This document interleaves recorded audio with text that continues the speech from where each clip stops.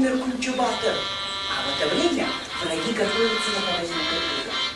Душмандар байкатпастан кыргыздарды басып алып, өтүү устурат.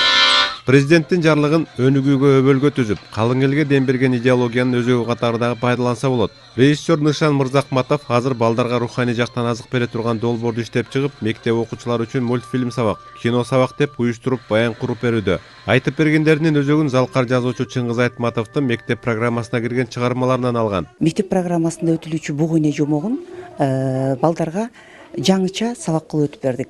Муну менен биз бул сабакты өтүү менен балдарга визуалдык көрсөтүү, балдарга жакшы таасир, бүгүнкү күндүн талабы балдарга жакшы таасир берет.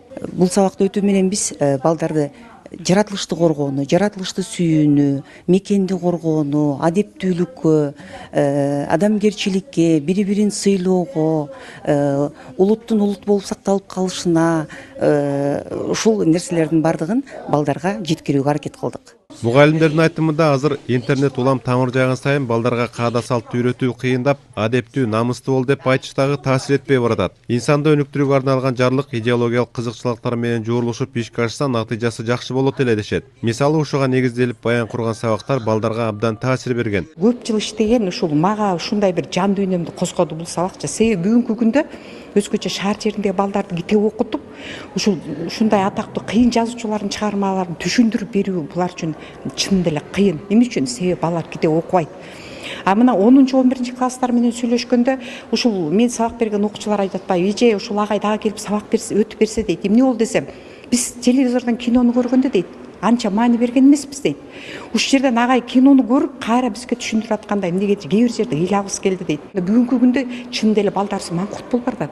Мына ата бабабыздын тарыхын, манасты, тарыхый чыгармаларды өткөндө балдар чын дили менен мындай көңүл буруп, ошого терең маани бербейт да. Ошон үчүн биздин улуу адамдарды, биздин кыргыз элинин басып өткөн салтыбызды, тарыхыбызды, жолубузду баалай билишпейт. Алар качан баалайт?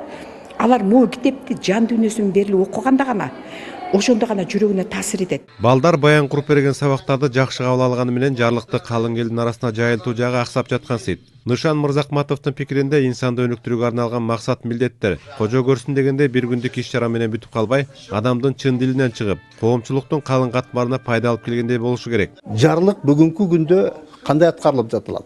Маселенин бардыгы мына ушул нерсеге келип токтолот.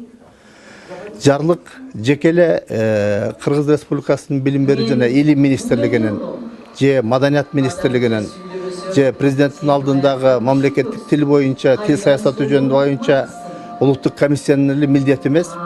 Бул жарлыктын аткарылышына ар бир жаран, коомчулук, бардык аткаруу бийлиги, мыйзам чыгаруу бийлиги, айтор баарыбыз жапатырмак кийлигишкенде гана биз дени сак, ыймандуу, адептүү, билимдүү коомду түзө алабыз. Кыргыздын мыкты жакшы кеби бар. Биргелешип кетмен чапсаң, бурган суун кырашат деп. Мектеп программасындагы чыгармаларды интерактивдүү сабак кылып өтүп түшүндүргөн окуучуларга дагы жаккан. Сначала башында кайсы бир китепти окуганда ошону оюңда элестеп түшүнөсүң, бирок аны фильм катары көрүп, бирөө түшүнүктүү кылып айтып берсе абдан кызык болот экен. Өмүр бою эстеп калгыдай сонун сабак болду. Адамдар кооздук үчүн ач көздүк менен жаратылышты талкалай берсе болбойт экенине көзүм жетти. Учурда адептүүлүк менен адамгерчиликти даңазалап, мектеп окуучуларын терең ойлонуп көрүүгө чакырган мындай интерактивдүү сабактар демөөрчүлөрдүн жардамы менен гана ишке ашып келүүдө. Тариел Чуңгулов, Бекжан Токтосунов, Ала Тоо 24.